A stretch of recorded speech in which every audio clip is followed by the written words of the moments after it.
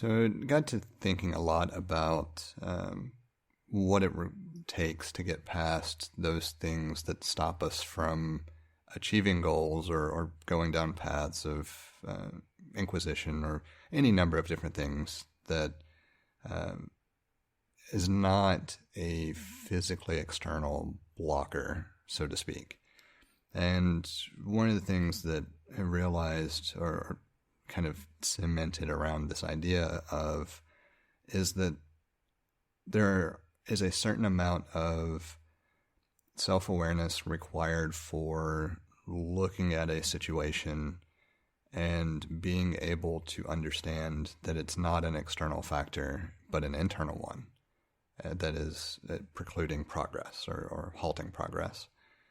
And part of that came out of one of the many endeavors. I know we've mentioned it in passing a couple of times, but the practicing of jiu-jitsu as an art, where a lot of times it just feels like nothing works as you while you are considered a beginner in the art.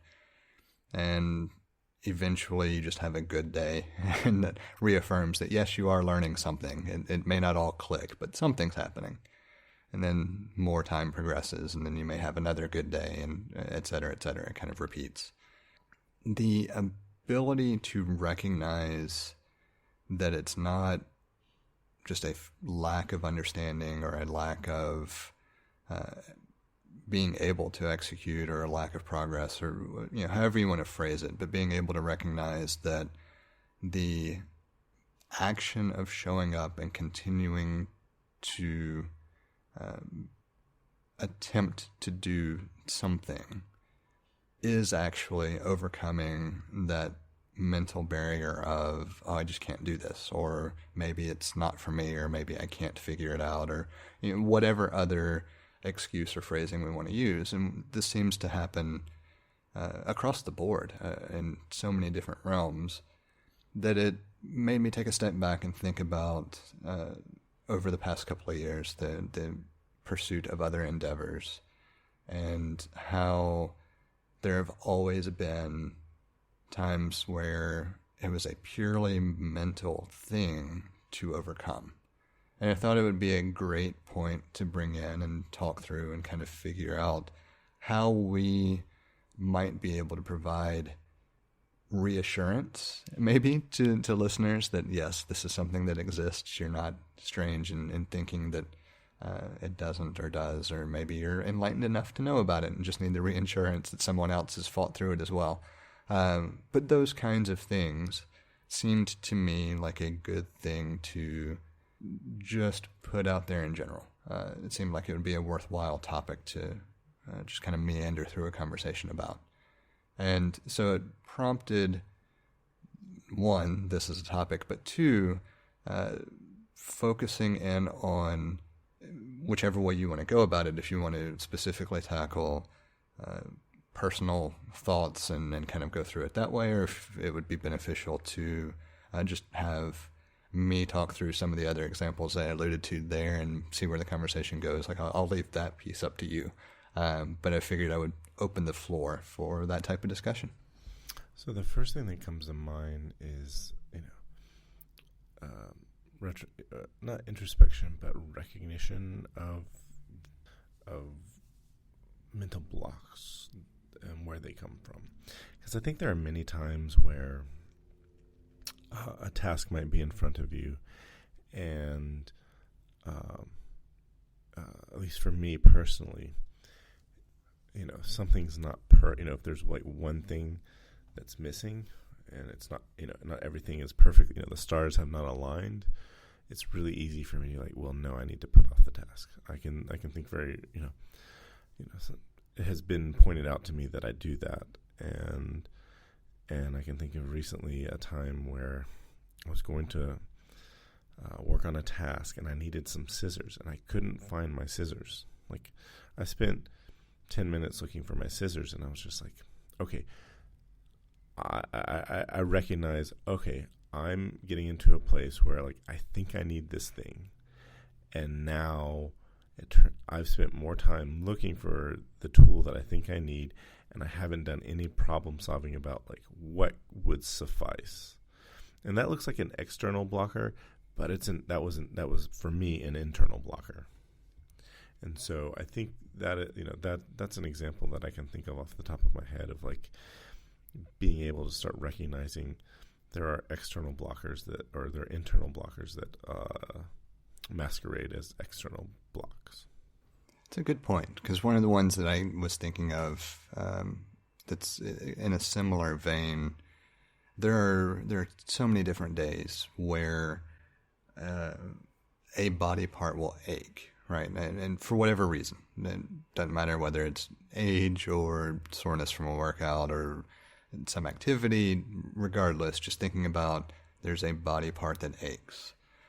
And often it's easy to say, I'm not going to do X or Y today because I need to either I'm not feeling it, this hurts too much, or I don't want to injure myself. There are many different ways to put it, and there are legitimate concerns in some of those categories. I don't want to make this a broad, this always applies statement, but there are a lot of times where the aches that I've felt that I've started to try to talk myself out of doing something because of, and then paused and recognized, no, this actually will feel better once I use it and limber it up and et cetera, like work it a little bit. Like this is not an injury, this is an ache. And continuing down that path, like that's a very easy to mistake mental block, because it has a physical component that doesn't feel good. And it's easy to confuse it with a proper physical blocker, like in your instance, the injury with your hand for climbing, or for me, the ankle. Those are very legitimate physical blockers for many activities. But like with the ankle, just since that's the most recent one for me, that just changed what activities I engaged in until it was at a point where I could go back to their activities of interest, right? And that's a very easy physical blocker that could lead to a mental blocker that's saying, I'm injured, I need to recover, instead of, I'm injured, I need to figure out how to adapt around that injury. Yeah, what comes to mind thinking about, listening to the lyrics to Daft Punk, Harder, Better, Faster, Stronger come to mind, because it's like work it, make it, do it makes us harder, better, faster, stronger. The other dynamic that comes to mind when talking about blockers are, this is more of a lessons learned kind of thing, where you've had something mentally, for whatever reason, you've had a mental block of doing something. And it doesn't matter where the mental block has come from, but there comes a time where it's do or die, and you've got to do the task or do the thing. And then you do the thing, and then it's like the thing's over, and you're like, why did I have that block? What was stopping me? Like, that was easy. That was not bad. That didn't hurt. Whatever it is. It turns out to be that however we were perceiving it in our minds was way worse than it actually ended up being. And it's like, life would have been so much better for me had I just done it. And so the lesson learned there is, hey, I've got this block because this seems daunting or undoable, and it's like, let me do it, and oftentimes if you just do it, you find that it's not the thing that you think that it is. It's not the daunting task you think it is. And I come to quote a movie.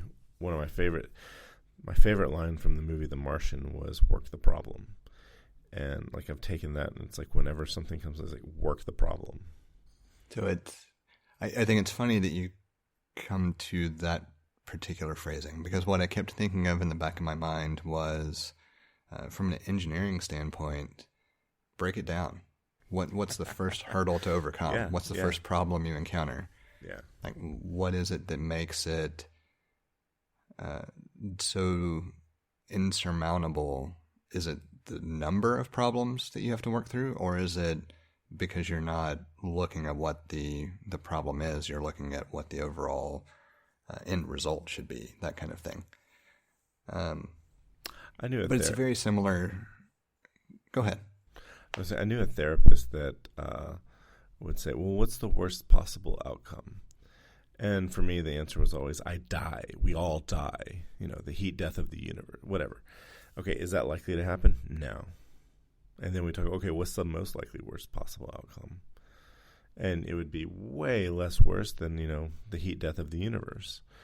And so I guess that's more of a tool of how to approach things. But it was just... It is, but that's important to point out, because I've used something similar in conversation myself, that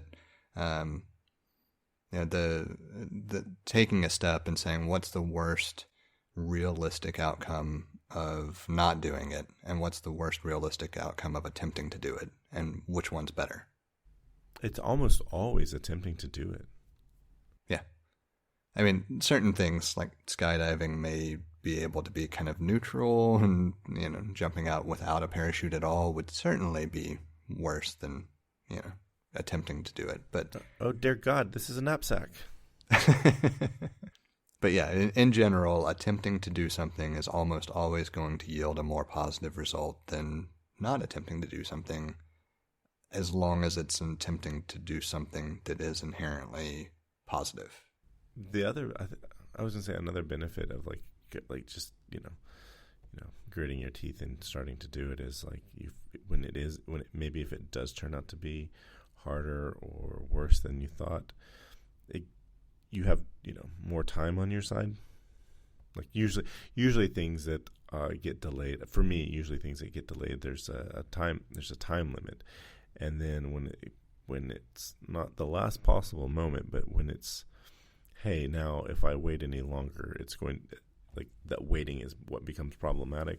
That's when you lose the time, or you lose time as being, or time becomes a factor, a negative factor in a task or process or whatever, and doing it early keeps time in your favor. I rambled a bit through that, but Yeah, I follow, because the other part of it that maybe, I don't know if it's something that you don't necessarily think about, but once you start something, you have a certain level of investment in seeing progress. And so you start something early enough where time isn't the negative factor that I have to have it done in an hour kind of thing, then you're more likely to, if you encounter a bigger problem or a more difficult problem, you're more likely to approach it without apprehension and say, well, I've already gotten this far. What can I do to get past this hurdle? Yeah. And you have more your room for mindset error. in general. Well, and your mindset in approaching it changes.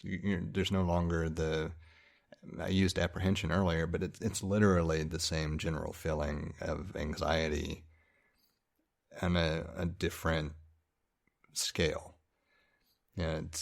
You build up this kind of idea of the task, and it makes you feel uncomfortable to further degrees of discomfort the closer it gets to deadline, or the time of deadline. Whereas if you start with some time on your side, that apprehension never reaches a level to invoke panic. It instead reaches maybe a level to say, this might take me longer than I need, but look how far I've come. So what can I do to either get more time or have whatever I have available at the time the deadline is due be sufficient? It just changes the way you approach it. Yeah. kind of what I'm getting at. I totally understand. I agree. Another, yeah. And I'm trying not to make everything a jiu-jitsu reference, but I have to go back to the work the problem thing is so common to hear inside the gym because that's all you're doing. If you, for those who may not be overly familiar with what jiu-jitsu is, it's a form of grappling where the attempt to control and submit your opponent is the goal. There are no striking, no kicking in just traditional jiu-jitsu. You can get blended classes that go beyond that. MMA obviously is not strictly one discipline. But in general, it is how do you control your opponent in a way to subdue them or at least exert your control over their actions. And so work the problem becomes a common mantra because you'll have like an arm pinned. And so the problem is I need to get that arm unpinned. I work the problem. Oh, now my problem is my leg is pinned, or my opponent has an arm in a good position for a choke, and I need to protect my life first, and so that's the problem. And it's just a series of problems that you're continually working. And so I have to interject that because it's so relevant to this mental mindset as well that I think that we're going to come back to this multiple times. I want to go ahead and set the stage for it. Yeah. Well, I'm not being careful, and I have been quoting things all night long, and I have more to quote. And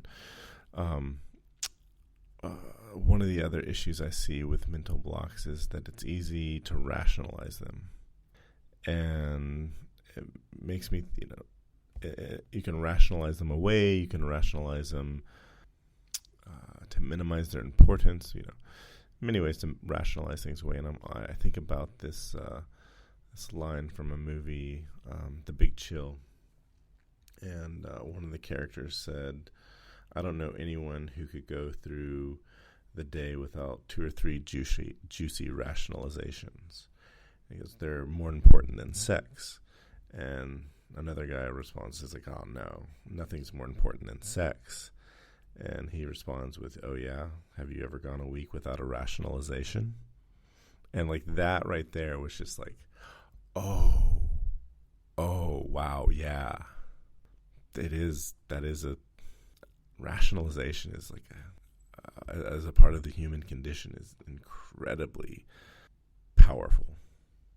So I like going this route because rationalization feeds so many different aspects of behavior in general. Like there are things that we can point to that are extremist viewpoints that are completely based on rationalization from a certain point of view to the far more mundane but far more common, I can get this cup of coffee because, and whatever rationalization of choice. Or it's Friday. Right. Like rationalizations are how we tell ourselves it's okay to do what we're choosing to do. Just across the board. If you have to rationalize it, there's a reason why you might otherwise not do it. But on top of that, it's often something that we just tell ourselves to tell ourselves as well. Like the justification itself could very well be, I can afford it, I'm going to do it. But the justification isn't going to be what we choose to explain or say or do or even tell ourselves. We're going to rationalize, I can afford it, and I want to treat myself to this thing because of X, Y, or Z. It's not, I have the disposable income and I like it. It's more than that. And on the kind of intertwined with that in a way is the more, I'm going to say the darker side of rationalization. And I think it sounds more sinister if I describe it as anything else. But it's, I have this viewpoint because, or my views are valid because. And it's very easy to shift between what is a legitimate understanding of fact and rationalizing a viewpoint based on fact versus rationalizing a viewpoint based on the mere act of rationalization. Does that make sense? I think so. It's trying to point to the difference between a logical evolution of a thought or idea or action based on something versus having this thought, idea, action, etc. based on the act of rationalizing it and being able to understand the difference between the two. It kind of makes me wonder why rationalization is not a logical fallacy. I've had that thought. I don't have an answer for it, but I've had that thought. Maybe it's just because it's much bigger than arguments. You typically you apply a lot logical fallacies or something how you describe a response to an argument or a comment or whatever, and this is far bigger. Maybe that's it's the act of rationalizing something would lead to the final component, which could be the fallacy, and I think that would be the difference in the two. But why isn't it all considered a logical fallacy if it's not actually following a logical path of evolution? That I don't understand. That's the part I don't have an answer for. At the same time, there's rationalizations can be used in a positive way, because I feel like I've only ever used describe something as a rationalization has been as a negative. Yeah, we typically decide to say justification when it's positive instead of rationalization, I think, is the big thing. I think we just decide to label it differently for our own purposes. That's fair. Yeah, that's good. But I also, like, justification you can also think of in a negative fashion. It's not clear-cut that there's a pro and con version of what rationalization means. Right. Rationalization I've always used as in a negative sense, whereas justification, it's contextual. And I'm sure there's probably another term that would fit too, but those are the two that come to mind for me. And it's funny because a justification is just a rationalization. Like I am not aware of anything between the two that would not literally be the same definition. I had my eighth grade English teacher.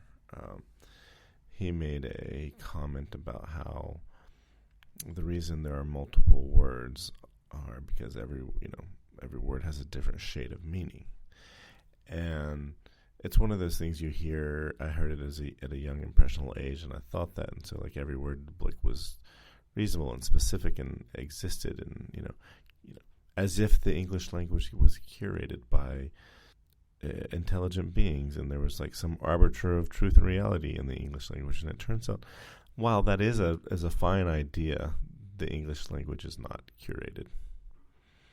It is a beast that evolves. As is quite evident by things like the word yeet. Or the use of literally. There are so many examples. Yes. Literally, the only reason yeet came to mind is I did not expect to hear my 6-year-old utter the phrase. I knew where this was going. Yeah. It caught me off guard, and I had to actually think about, well, what is the current definition of that word? Do I even know? Just wait till he starts calling you brah. Yeah, and when that happens, we're gonna have a conversation. I can't take that one. Anyway, I had this thought about how if mental block is a monster, rationalization is the food that feeds him. I would agree. Originally, I was thinking of rationalization as a tool for the monster that is a block, just because there can be other tools at its disposal.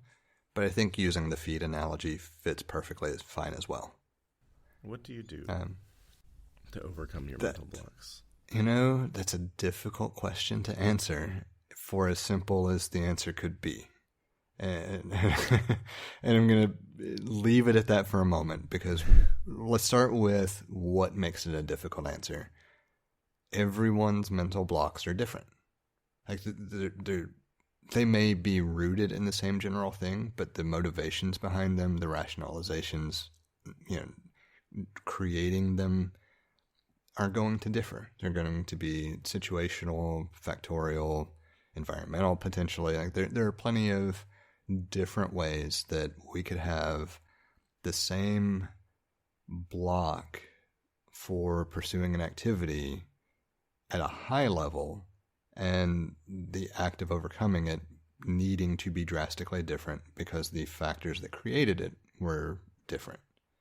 So it makes it tough to say this is how you would overcome this kind of thing.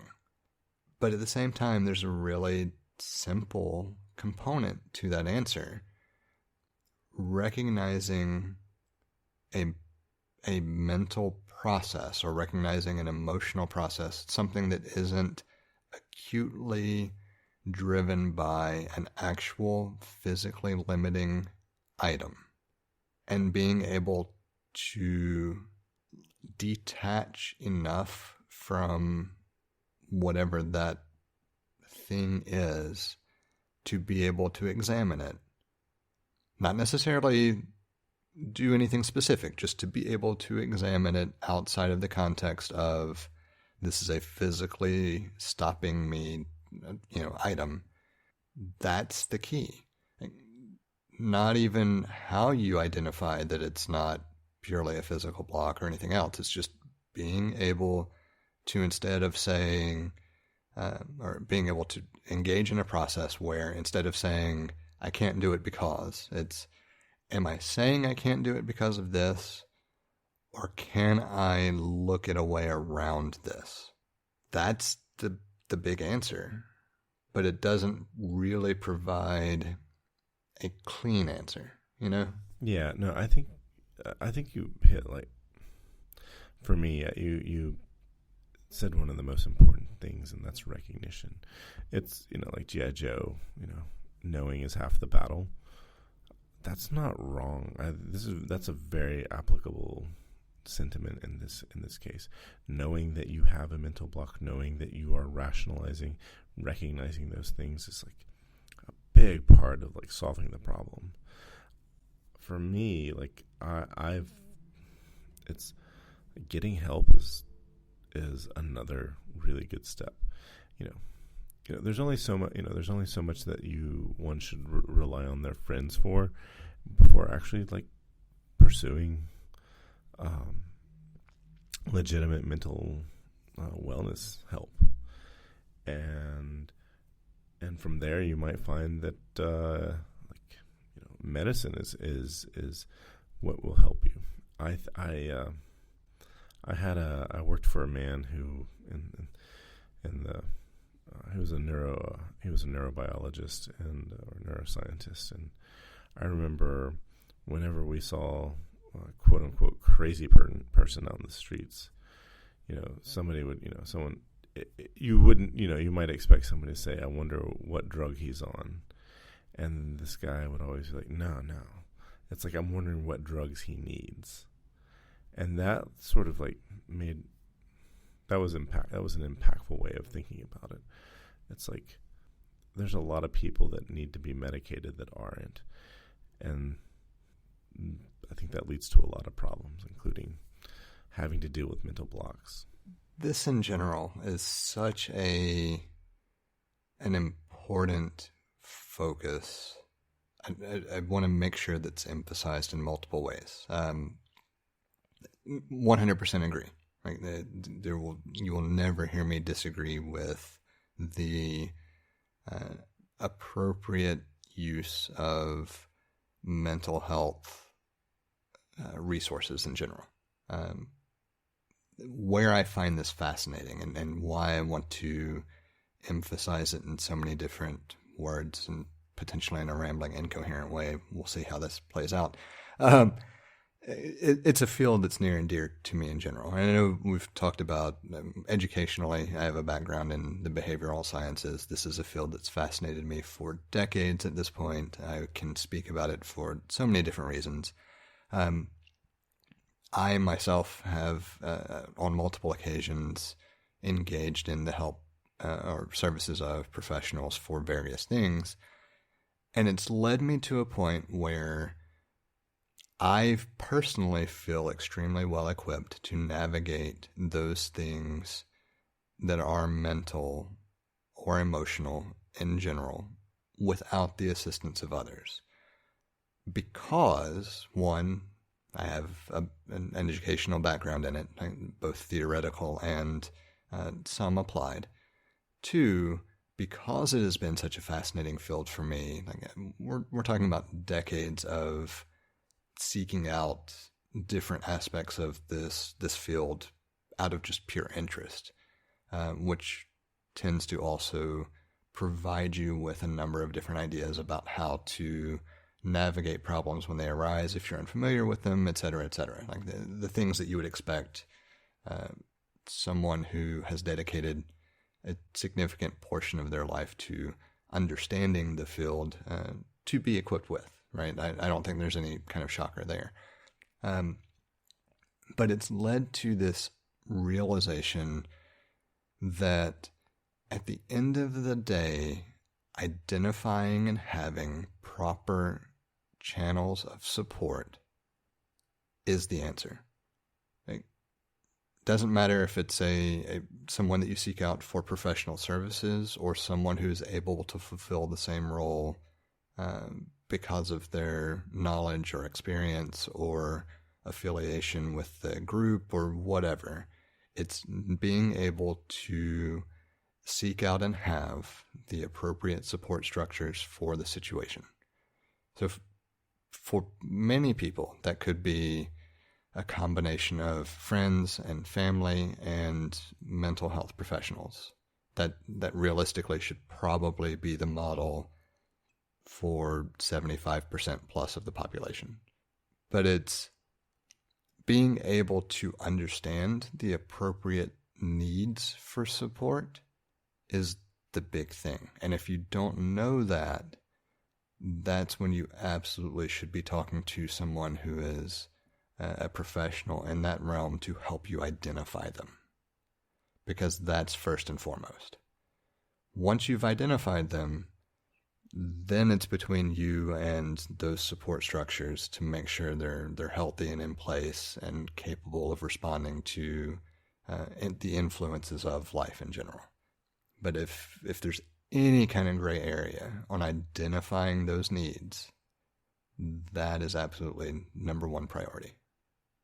We have a number of different ways set up for you to get in touch with us to provide feedback, ask questions, or just comment in about something we've discussed. You can hit us up on Twitter or Instagram at untitled_hosts, or shoot an email over to untitled.hosts@gmail.com.